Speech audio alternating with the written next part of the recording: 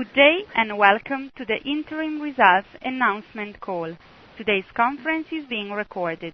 At this time, I would like to turn the conference over to Mr. Ben Habib. Please go ahead, sir. Hi, good morning, everyone. Thank you very much for joining us today for our interim results announcement.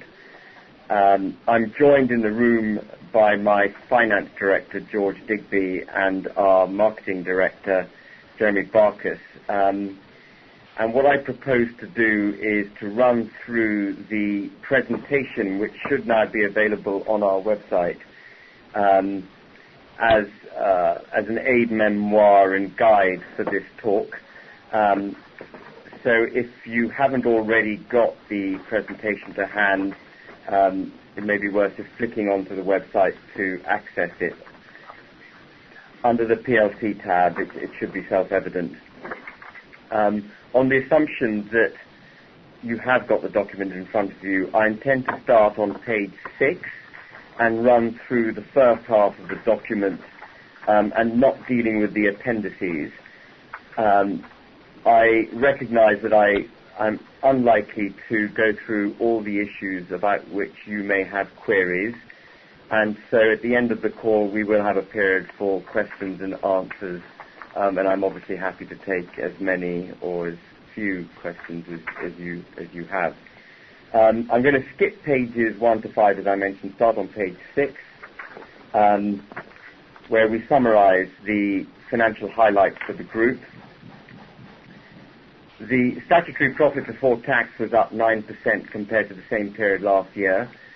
That actually masks the significant progress the group has made compared to the first half of last year. And I say that because in the figure of 5.42 million for last year, we had significant one-off trading profits that we made from the permitted development rights strategy of conversion of offices to resi, that obviously went out of the numbers this year, or to a significant extent went out of the numbers this year, and has been replaced by what we would regard as more secure recurring income from the investments that the group made in the second half of last year.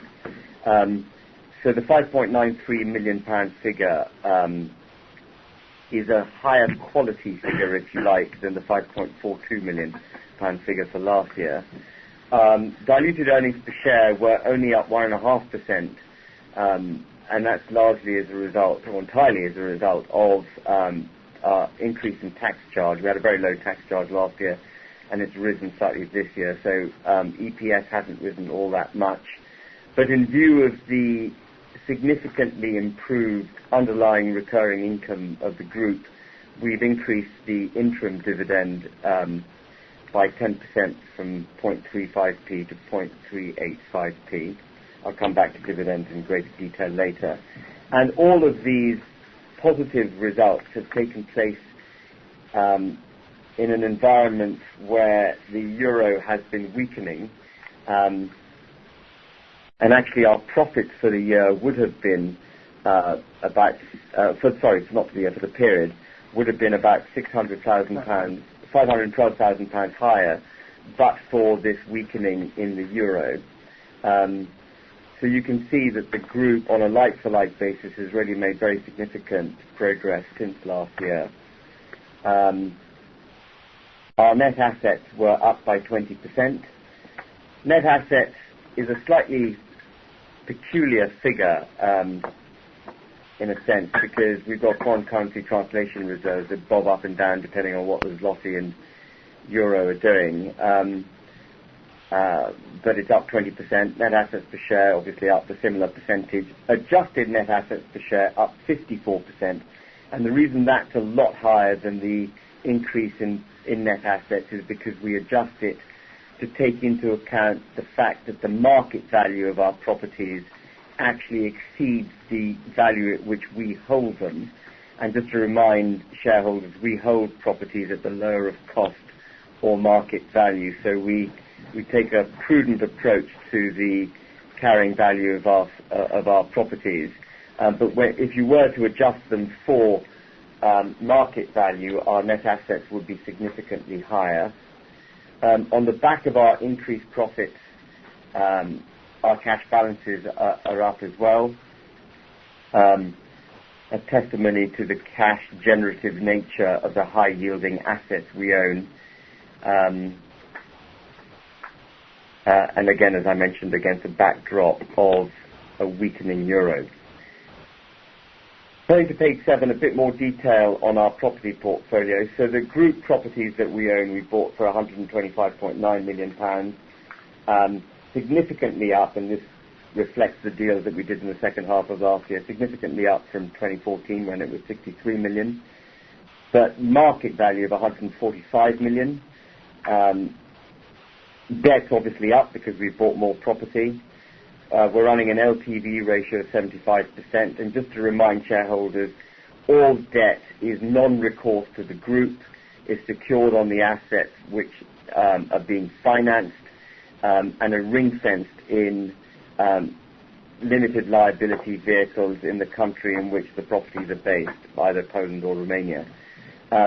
We don't think 74.5% LTV is large when you consider the very high yield that the properties are producing, and we'll come back to that in detail later. So just looking at assets under management, then in total, third-party assets under management equated to about 137 million at the half-year stage.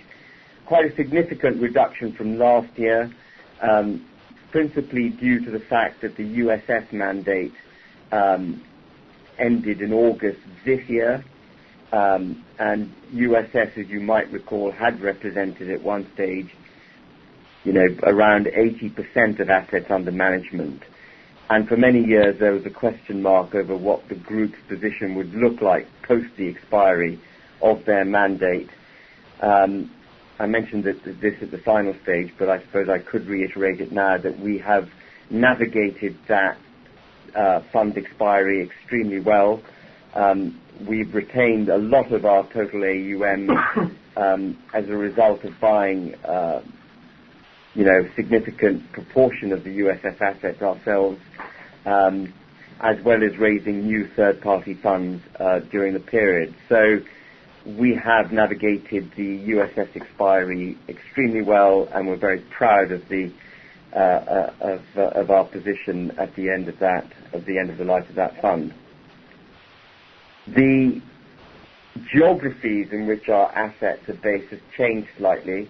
Because we've raised new funds in the UK and we've been investing those at a faster rate than we have been doing deals in Poland, our percentage of assets held in the UK has risen significantly, and proportionately Poland has fallen. But there is no particular aim to reduce our weighting in Poland. We are an opportunistic buyer of properties, so if we see deals in Poland that make sense, or Romania for that matter, we will buy them, and we may see that percentage oscillate up or down. I suspect we'll see the UK continuing to rise as we invest the shipbuilders fund that we were mandated with in January, but we do also expect to do deals in the other two jurisdictions. Again, I'll come back to our prospects and deal flow later. I'm going to skip page 8 because I've already discussed that. Page 9 pictorially demonstrates the shift that we've made away from asset management, our dependence on asset management income, to group properties. And again, this is not something that we would expect to continue in the future. We wouldn't expect necessarily group properties to comprise the lion's share of our earnings. Our effort is, now that the USS fund has expired, our effort is firmly on raising new third-party funds to invest in the UK and in Central and Eastern Europe. And if we're successful in those endeavours, we would expect our FPAM fees to rise, our asset management business to grow, and so we would expect a rebalancing of this bar chart in favour of FPAM.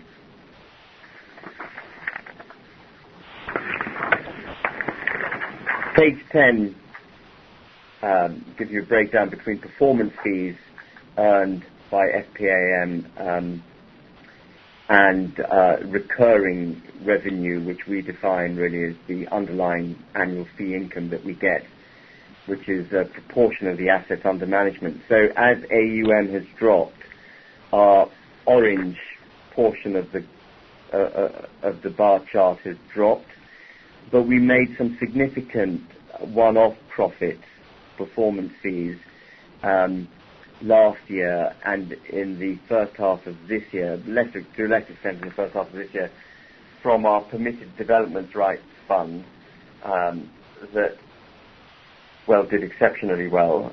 We're not expecting those profits to recur.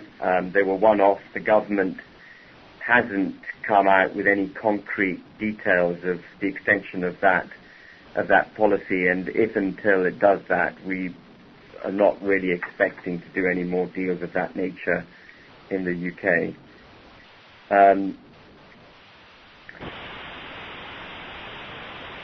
Moving on to page 11, the highlight from a couple of highlights on page 11 is that our asset management fee income is now running at about £1.3 million per annum.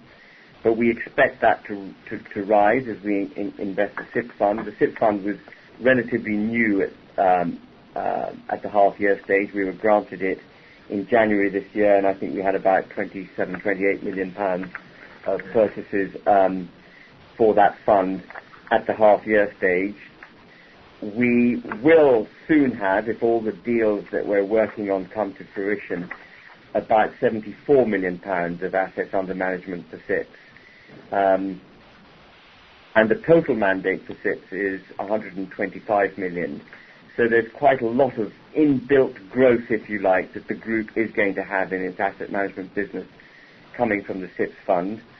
And we're also working on deals in Central and Eastern Europe. We can actually make higher returns from our asset management activities in Poland because we can justifiably levy higher fees for our work there.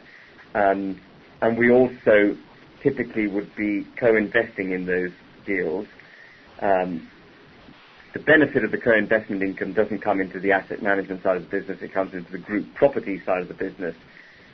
But it comes into the business, and so we would expect high returns from our Central and Eastern European investments. At the bottom of the page, we've enumerated the reduction in the earnings from Fprop PDR, the fund that did the permitted development rights conversion. So last year it did a couple of £1 million worth. In the period last year it did a couple of £1 million worth of performance fees, whereas in this period it was £860,000. So quite, that's the reduction to which I was referring earlier. Page 12 provides a breakdown by fund of the group's AUM. And the highlight here really is that our AUM now, compared to a couple of years ago, is much more in our control. We own a significant part of our AUM, and the rest of our AUM is much more broadly split than it had been when we were over-reliant on USS. So, again, from an underlying perspective, a very significant improvement in the nature of the group, and therefore our foundations going forward. Page 13 is self-explanatory and provides a breakdown of our assets between clients, nature of our clients and geography, and I let you look at that in your leisure. Turning to group properties on page 14, we provide a bar chart which sets out the contribution to profit before tax from directly held properties, which is the grey portion of the chart. So that's properties that First Property Group PLC owns 100% of. The contribution to profit before tax from its share in Fprop Opportunities PLC. Shareholders might recall we own 76% of Fprop, 76.2%. So we consolidate the earnings of Fprop. Unusual to be consolidating the earnings of a fund, so it's worth bearing that in mind. Together, the direct investments we made and the investments made by Fprop are responsible for driving this year's earnings. And so the contribution to profit before tax and unallocated central overheads of 5.22 million from group properties is significantly up from the 2.97 million made last year. And then we also have some small interest in other funds, and they contributed a small portion of group properties earnings, as evidenced by the slightly darker grey part of the bar chart at the bottom of the bar. I've effectively been through page 15 already, so I don't intend to do that again. Just to say, I suppose, that just to remind shareholders that last year's half-year figures for group properties was flattered by a negative goodwill item that arose on the refinancing of our Romanian purchase. And of course, that's not in the numbers this year. So again, a better performance than the numbers might prima facie indicate. Looking forward, the properties that group properties owns are producing a net rent of around £15 million per annum, which will obviously bob up and down depending on what the euro-sterling exchange rate does, but at the moment around £15 million per annum. Of that, we have interest payment obligations of about 2.85 million per annum, and we're amortizing debt at a rate of about 5.4 million pounds per annum. And after a modest tax charge, and the reason it's modest, incidentally, is because we're enabled under Polish tax law to depreciate the buildings we own. So we pay a fraction, if, for want of a better word, of the headline corporation income tax rate of 19% in Poland. We only really pay a proportion of that because of the depreciation policy that we're allowed under Polish tax law. So the tax charge is low, and all of that results in free cash generation from the purchases we've made of about 6 million a year, which represents a 35% rate of return on equity invested, which is a phenomenal return, even though I say it myself. Just bear in mind that the cash generation to which I'm referring is before meeting overhead costs for the group. So that's a sort of operating profit or operating cash flow generation, and you would have to take into account our overheads when you think about the net profit contribution coming from these investments. Page 17 gives a pictorial representation of our LTV.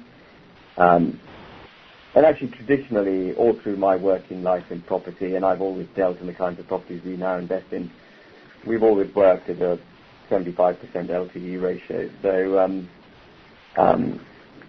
even though it's unfashionable to use debt at the moment, in fact, it's a phenomenal tool to boost returns.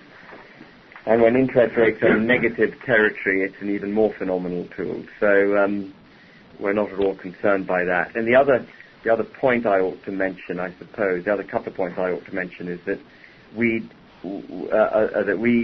hedge our interest rate exposure. So we have locked into these very low interest rates to some extent. We never fully hedge for fear of some of the problems that beset our competitors during the credit crunch when interest rates dropped and they were hedged, and the hedges actually cost them significant money. We never fully hedge. We typically hedge about half the exposure on a given loan. But you have to bear in mind when considering the interest rate risk that Europe is in full-fledged quantitative easing mode. We don't think that's going to change for some time. And even if they cease QE, it'll be a long time before interest rates rise. And even when interest rates rise, they're not going to rise a lot. And the same holds broadly true for the US and the UK. So even though there's a lot of press chat about interest rates going up, actually, if and when they do go up, they're not going to go up by a lot. And the other point you've got to bear in mind is that the yields on our properties are massive.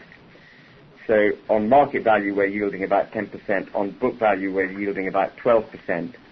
So when you couple that with the very low interest rates that we're paying, our debt service cover ratios are very secure, and the earnings, as evidenced on the previous page that I went through, our earnings from these properties are very high. And we get these earnings, turning to page 18, from, in fact, a pretty high-quality bunch of tenants.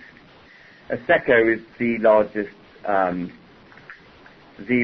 software provider listed on the Warsaw Stock Exchange, provider in Poland.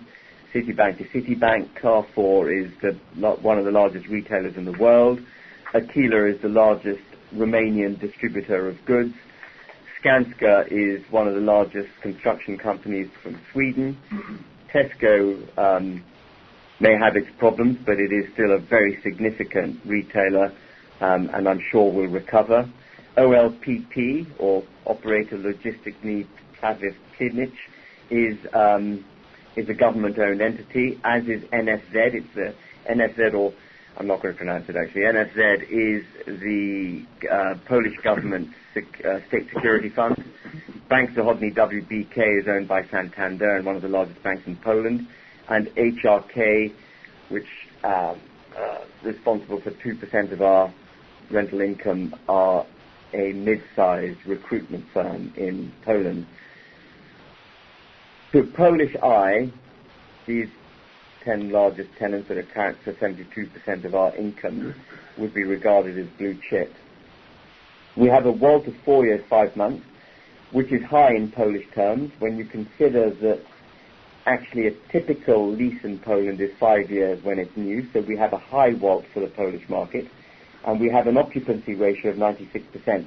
And even though a lot of the purchases are new to us, it's worth bearing in mind that actually these purchases were first made by the USS Fund, and we took them over. So we know the properties well, but they are mature properties. They've been through 7-8 years of credit crunch, and they are 96% occupied. And that is a testimony, I think, to the judicious nature of our purchases and the well-located nature of the properties. We don't see a lot going wrong with the income going forward. The Polish economy is very healthy. They've stood the test of time, and I would expect income levels to remain good across the portfolio. Page 19 deals with the book value versus market value of some of our smaller funds, and I don't intend to go through it. But please do ask questions if you've got anything on it at the end of the presentation. Just coming back to our dividend policy, we have a philosophy in investment of targeting high-yielding properties. Our dividend policy mirrors our investment philosophy. So our dividend policy is to grow our dividend stream to our shareholders as our income and profits rise.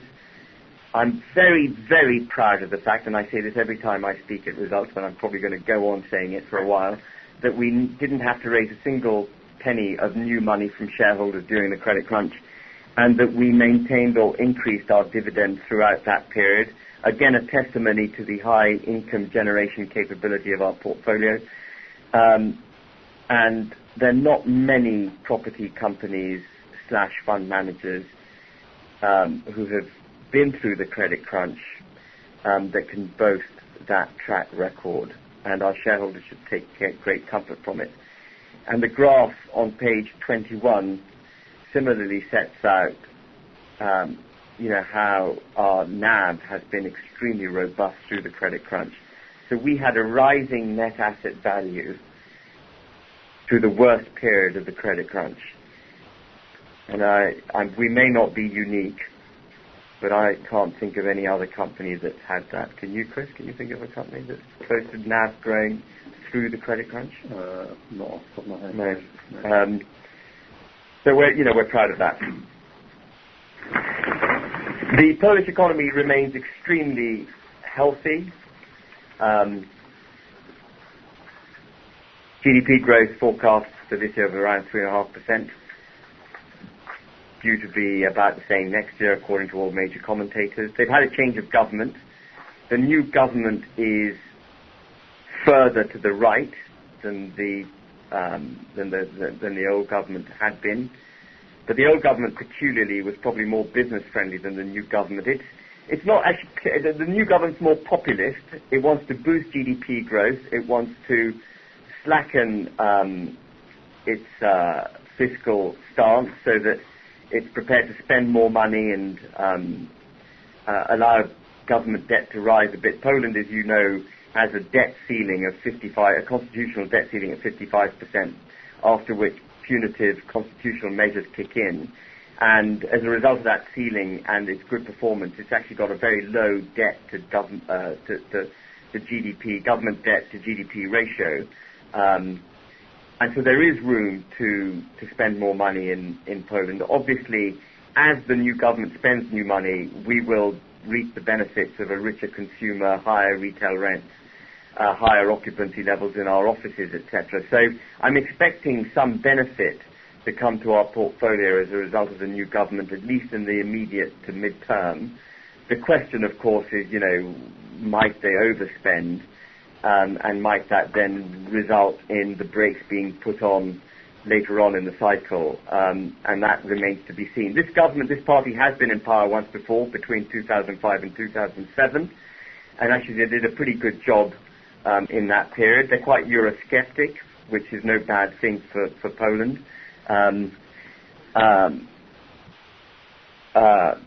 They believe in bringing back capital punishment, which is neither here nor there for the economy, but it indicates their political thinking. At a property market level, all of that's kind of all right for property as long as they don't go too far on the spending front.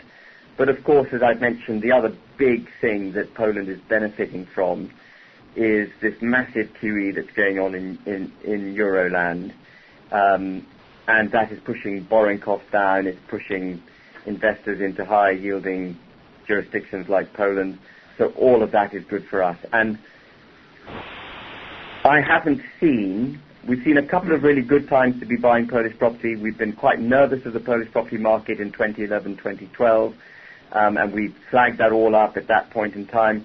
But right now, we haven't seen, right now is as good a time as any, if not the best time that we've seen for buying Polish commercial investment property. Very high yields, robust economy, and very low borrowing costs. So we are very actively looking for new Polish property. The same broadly applies to Romania. The debt markets in Romania aren't as good as they are in Poland. And vendors have an unrealistically high expectation on pricing. But the major financial metrics for the Romanian market are similar to Poland. And so we're also looking at Romania. The UK is doing extremely well. GDP growth of about 2.6% this year and due to stay high for a mature economy into next year. I think that we've probably seen the end of the low-hanging fruit in terms of yield compression type purchases. Yields have, as values have increased in the UK, yields have dropped. We may go on seeing yield compression, but not at the same rate that we have been seeing. But on the flip side of that, we are seeing occupational levels rising, tenant demand growing. We're getting rent reviews upwards in our portfolio when we have rent reviews, which we hadn't banked on when we bought the properties. So it's generally much healthier environment. And one thing that seems to have been lost on the government in its procrastination on bringing PDR into permanent use is that actually the loss of offices, it's actually bizarre, in fact, because in the opening period of PDR, everyone was saying it's not working because not many offices have been converted to resi, and now everyone's complaining that far too many offices have been converted to resi because the policy actually worked. But anyway, 6 million square feet of offices are said to have gone over to PDR, and that's resulted in tenant occupation levels rising in offices. But that is a good thing, and that should be welcomed, not just by the property market, but by tenants and everyone around them, because what we've done, or what the government did through its temporary policy, was to get rid of redundant stock. And now we're able to go forward and build modern office buildings that suit tenant demand. And the government shouldn't be put off by local authorities moaning about the loss of office space in their localities. What the local authorities ought to do is get off their backsides and give more consent for the development of offices, and indeed resi, and the whole problem would disappear.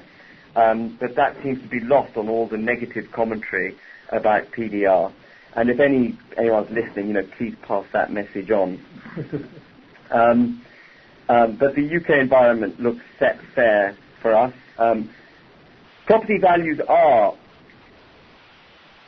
not at an all-time high, but they are now pushing '07 levels, if not higher. And, one level that is cause for concern, but interest rates now are much, much lower than they were then. And if you follow the Japanese kind of trajectory, yields in Japan, even though they've got 20 years of lost growth, yields in commercial property in Japan are very low and have remained low. So, we can't see anything in particular that's going to push the UK property market off its perch.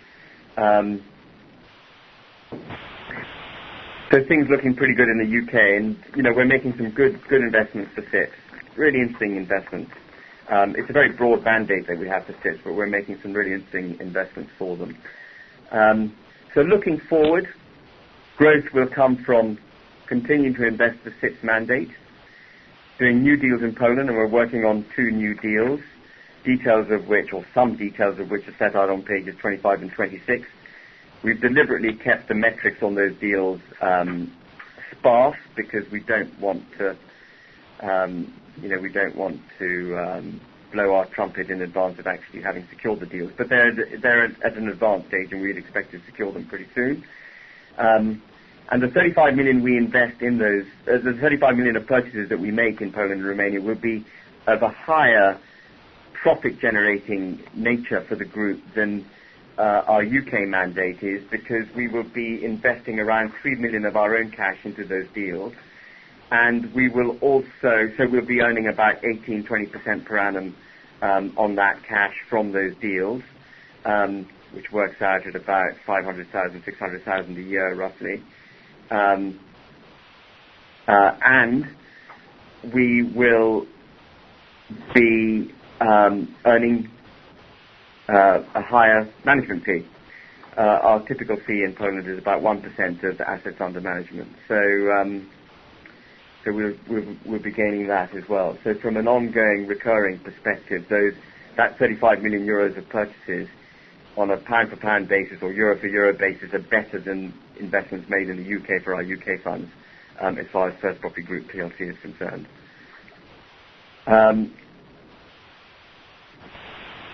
And I think with that, I will bring the formal part of my presentation to an end and open up to questions.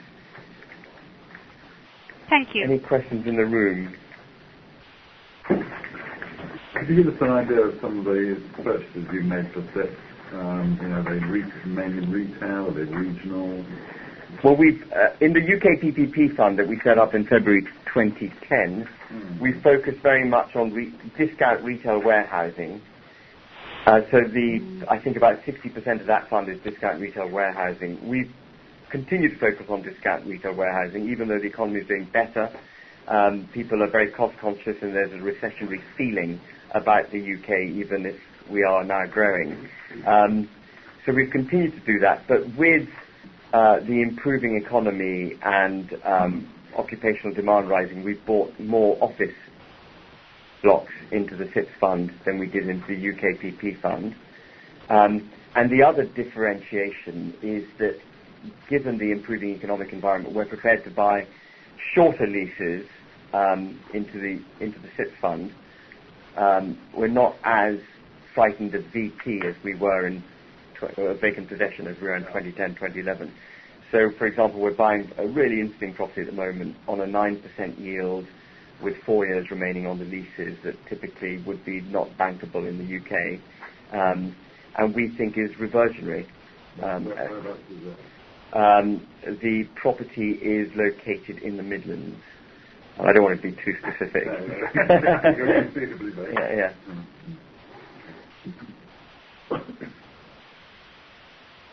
The Polish properties, not necessarily Polish, but Polish and Romanian deals that you're looking at, you've got under the SPAM side rather than the group properties. What's the thought process between whether you do 100% yourself or get other investors involved? We want to get other investors involved. Frankly, Chris, our focus until August 2015 had been on resolving USS. And there is a human element to that, of course, because human resource gets deployed, in that effort. That is now, behind us. So we are looking much more broadly at the investor universe, and Jeremy's done not a sterling job, a euro job, in raising money for our Polish and Romanian purchases.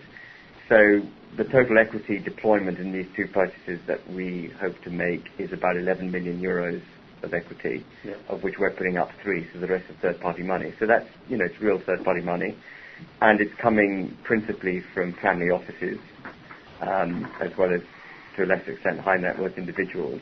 And that may be the flavour of how we grow our AUM in those kind of semi-JV deals. Okay. Any questions on the telephone? Thank you. If you would like to ask a question at this time, please press star followed by the digit 1 on your telephone keypad. Please ensure that the mute function on your telephone is switched off to allow your signal to reach our equipment. Again, please press star 1 to ask a question. We will pause for just a moment to allow everyone to signal. Okay, well, there's no need for the conference call to go on unnecessarily. So no questions. No question on the line. No questions on the line. Okay, for which I read a perfect presentation. Thank you very much, everyone, for coming along, and look forward to speaking to you in June when we announce our final results. Thank you very much. Bye-bye.